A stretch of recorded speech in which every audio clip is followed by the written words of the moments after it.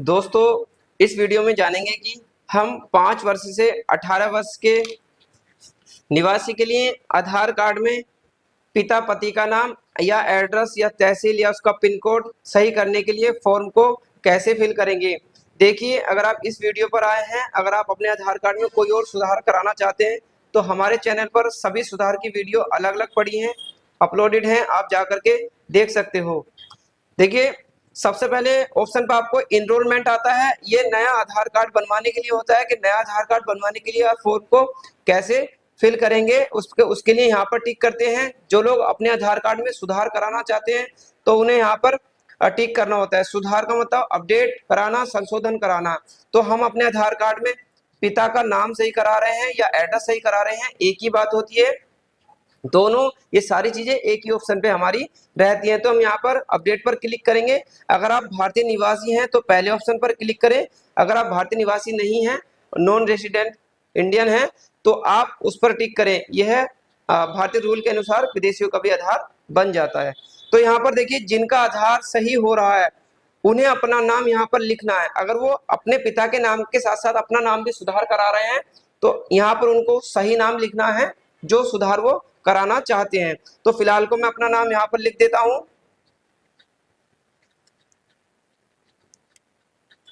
मैंने अपना नाम यहाँ पर लिख दिया है। आधार कार्ड में किसी भी सुधार के लिए खुद का नाम लिखना जरूरी होता है।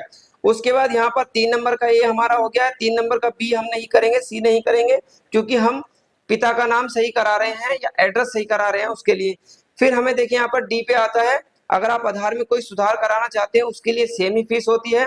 आप चाहो तो अपने आधार में ईमेल आईडी भी अपडेट करा सकते हो। तो अगर आप ईमेल आईडी अपडेट कराना चाहते हैं तो आपकी जो भी ईमेल आईडी है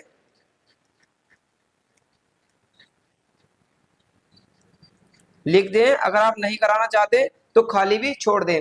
ईमेल आईडी लिखना इतना जरूरी नहीं है जितना कि मोबाइल नंबर लिखना जरूरी है, क्योंकि जब अपने आधार कार्ड को आप डाउनलोड कराओगे उसके लिए आपके रजिस्टर्ड मोबाइल नंबर पर ओटीपी जाएगा।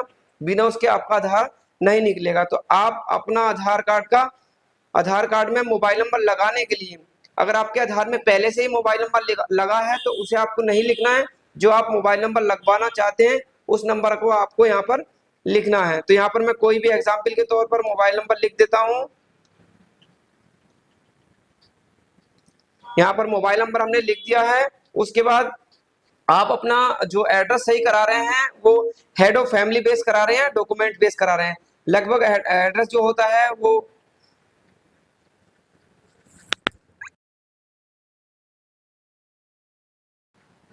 लगभग एड्रेस जो सही होता है वो डॉक्यूमेंट बेस्ड होता है। तो आपको यहाँ पर 4 नंबर पर डॉक्यूमेंट वेरिफिकेशन आपको क्लिक कर देना है।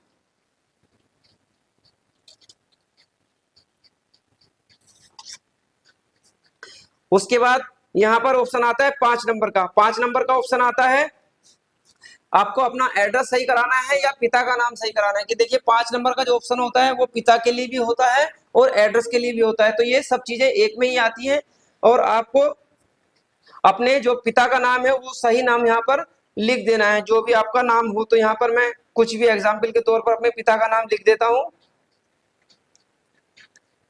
श्री में लिख देता हूँ। आपके पिता का नाम जो भी हो आप यहाँ पर लिख देंगे। जो आपको नाम सही कराना है, मतलब पुराना नाम आपको नहीं लिखना है, जो आपको नाम कराना है वह नाम आपको यहाँ पर लिखना है। कुछ लोगों में कंफ्यूजन रहती है कि इस पुराना वाला नाम लिखना है या नया लिखना है। पुराना मतलब जो खराब नाम है, खराब आपको नाम यहाँ पर नहीं लिखना है। जो आप नाम सही करा रहे हैं वो नाम आपको यहाँ पर लिखना है। इसके साथ साथ आपका एड्रेस भी अपडेट होगा। तो आप अगर फ्लैट हाउस बिल्डिंग में रहते हैं तो आप यहाँ पर लिखें। स्ट्रीट अगर आपकी होती है तो कोई लिखें। अगर आपका लैंडमार्क है मंदिर मस्जिद या मिठाई की दुकान या पान भंडार या कोई भी आपका लैंडमार्क हो तो यहाँ पर आपको लिख देना है। फिर उसके बाद आता है ward number, area, locality, sector अगर आपका कोई है तो लिख देना है। फिलहाल को मैं गांव से आता हूं तो गांव का नाम यहाँ पर लिख देंगे। कोई भी गांव का नाम लिख देना है। उसके बाद पोस्ट ऑफिस मतलब डाकखाना, आपका डाकखाना क्या लगता है आपको यहाँ पर लिख देना है। तो मैं यहाँ पर डाकखाना लिख देता हूँ। उसके बाद यहाँ पर सब डिस्ट्रिक्ट में तहसील रहती है। अगर आपकी कोई तहसील है तो आप यहाँ पर लिख दें। अगर आपको इसे आप खाली भी छोड़ सकते हैं।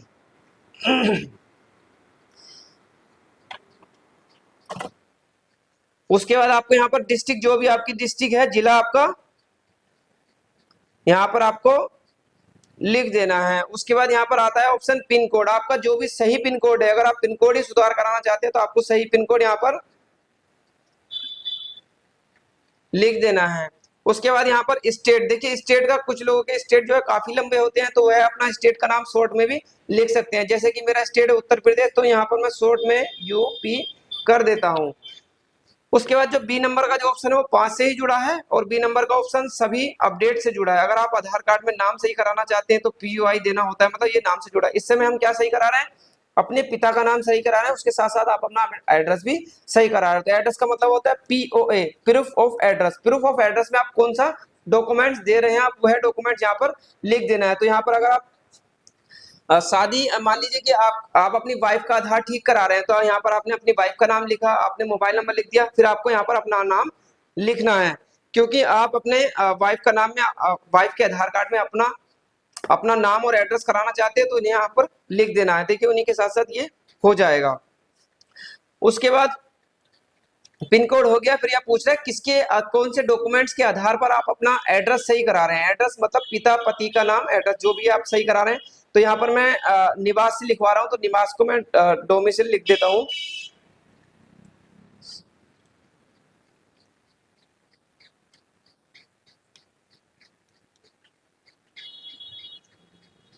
मैंने लिख दिया है डोमिसाइल सर्टिफिकेट, और क्योंकि उसी के आधार पर हम एड्रेस सही करा रहे हैं। फिर उसके बाद देखिए 6 नंबर का ऑप्शन आपको नहीं लिखना है। 6 नंबर का ऑप्शन उन्हें लिखना है जो हेड ऑफ फैमिली के आधार पर एड्रेस सही कराते हैं। यहाँ पर हेड ऑफ फैमिली के आधार पर एड्रेस सही कराते हैं, उन्हें यहाँ पर लिखना होता है। तो 6 नंबर ऑप्शन को हम खाली छोड़ देंगे।